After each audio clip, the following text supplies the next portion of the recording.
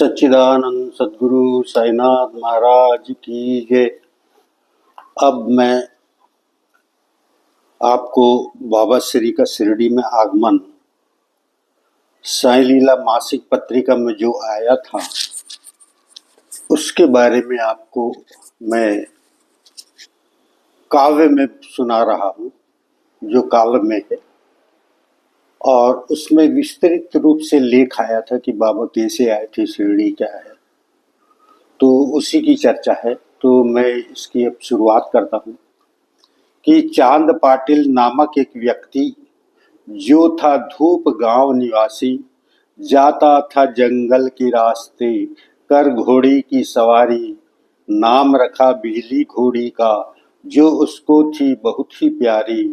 थककर चूर हुआ रास्ते में सोचा करूं विश्राम तैयारी। छोड़ी एक वृक्ष के नीचे घोड़ी करने लगा कुछ क्षण आराम। मिली उसे जब थकन से राहत चलने पर तब लगा विराम। देखा जब उस वृक्ष के नीचे घोड़ी उसको नजर न आई। डूब गया अचरज में पाटिल शांत मन घबराहट छाई। व्याकुल ढूंढ रहा था वन में पड़ा हुआ था मन उलझन में। पाटिल सोचा अपने मन में पड़ेगा अब पैदल ही जाना। जीन डाल अपने कांधे पर अपने पथ हुआ रवाना। कुछ दूरी तय करने पर चिंतित मन था बहुत मलिन। उसी समय एक वृक्ष के नीचे बैठे दिखे एक संत फकीर। मुखमंडल पर तेज था अद्भुत आकर्षक छवि शांत गंभीर। पाटिल गया पास जब उनके शांत चित्त तब थे फकीर। सोचा पाटिल घने जंगल में क्या मिल सकते हैं राहगीर। पाटिल पूछा क्या मुसलमान हो या हिंदू हो तुम भाई। बोले फकीर कोई जात न मारी मेरी बस इंसान हूँ मैं भाई। पाटिल के अंतर को पढ़कर पूछ बैठे तब संत फकीर। कहा फकीर ने चिंतित लगते हो क्या चिंता है तुम्हें सताई। तब पाटिल ने सारी घटना उस फकीर को बतलाई। तो घोड़ी मेरी कहीं खो गई यह चिंता मुझको खाई।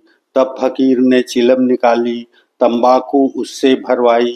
दो चीजों की कमी के कारण पाटिल मन विचार उठ आई। सोच रहा था पाटिल मन में पानी आग कहाँ पाए वन में। तभी फकीर ने अपने सटके से धरती पर लगाई मार। उसी समय निकली धरती से निर्मल शीतल जल की धार। किया पुनः प्रहार सटके का तब उगली धरती अंगार। देख रहा था अचरज से पाटिल उस फकीर के चमत्कार। सोच रहा था पाटिल मन में खोई घोड़ी मिल जाए वन में साथ इन्हें अपने ले जाऊं। बीमार पत्नी को स्वस्थ कराऊं। तब फकीर ने आवाज लगाई घोड़ी तत्क्षण दौड़ी आई। मन ही मन खुश हुआ था पाटिल उस पुकार से घोड़ी पाई। पुनः बोल उठे थे बाबा घर पत्नी है बीमार। अवाक देख रहा था पाटिल अंतः मन उगले उद्गार। बाबा बोले ये दवा ले जाओ बीमार पत्नी को तुरंत खिलाओ। अल्लाह सब कुछ ठीक करेगा चिंता अब तुम सब बिसराओ। चांद के समझ अब कुछ था आया है भगवान जरूर ये काया। इसीलिए तो घोर जंगल में वृक्ष तले आसन है जमाया। पाटिल किया विनती सिंह चलने यह होगा मुझ पर उपकार। बाबा बोले यहाँ से मुझको जाना है शिरडी इस बार। बरसों पहले छोड़ आया था शेष बिताऊं अपने घर द्वार। नहीं चलूं अभी संग तेरे निश्चित आऊंगा एक बार। पाटिल बोला मेरे भांजे की तय बारात है शिरडी जाना। अगर आप शामिल हो जाओ नहीं पड़े मुझको पछताना। नतमस्तक हो बाबा चरणों पर घोड़ी पर तब हुआ सवार। रास्ते भर वो सोच रहा था फकीर निश्चित अवतार।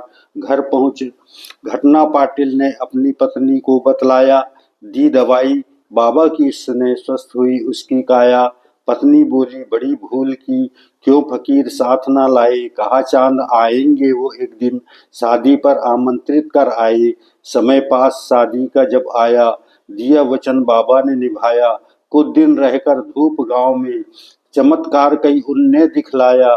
धन के बंटवारे को लेकर हरदम लड़ते थे दोनों भाई, खून के प्यासे थे आपस में दोनों, किसी वक्त कुछ भी हो जाई, सुलह करा बाबा ने उनमें, बैर भाव आपस मिटवाई। चांद पाटिल के घर आंगन में बैठे शांत चिद तब थे फकीर, दौड़ी भागी एक स्त्री आई, मिटने को थी उसकी तकदीर। बोली बाबा मेरा घर वाला कल से पड़ा हुआ बेहोश, दया कीजिए मुझ पर बाबा, जिससे आ जाए मुझको होश उसको होश। तभी फकीर ने उस स्त्री को पुड़िया एक थमाई, जिसे खिलाते कुछ क्षण में उसकी काया मुरझाई। मुर्दा पड़ा सामने घर के, रोए माँ पत्नी और भाई।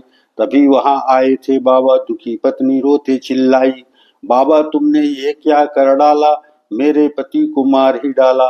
बाबा ने आकाश में देखा, उठा हाथ दुआ जब मांगी, चिर निद्रा में सोई काया, तभी नींद से फौरन जागी।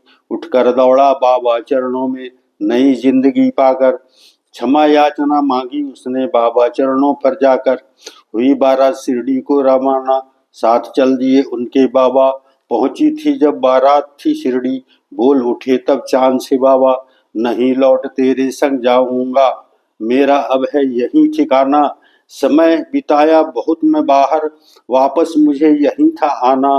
प्रथम पहुंचे खंडोबा मंदिर, बोल पड़ा था तभी पुजारी, आओ साई देख रहा हूँ कई वर्षों से राह तुम्हारी, तब से नाम पड़ा है साई, जिसको जग ना कभी बिसराई। जब तक धरती बनी रहेगी, साई नाम सदा सुख जाई। यह काव्य रूपांतर था जो साई लीला मासिक पत्रिका से लिया था। और इसके साथ ही मैं अपनी वाणी को विराम देता हूँ, और अगला काव्य रूपांतर मैं आपको नेक्स्ट एपिसोड में बताऊंगा। तब तक आप लोग इसको सुनिए और अपने विचार जरूर लिखिए, कमेंट्स जरूर लिखिए। यदि आपको अच्छा लगता है तो भी, नहीं लगता है तो भी आप काव्य रूपांतर लिखेंगे, तभी मुझे पता चलेगा कि आपके क्या विचार हैं, आप क्या सुनना चाहते हो, क्या जानना चाहते हो। तो इसके साथ ही मैं अपनी वाणी को विराम देता हूँ। सच्चिदानंद सद्गुरु साईनाथ महाराज।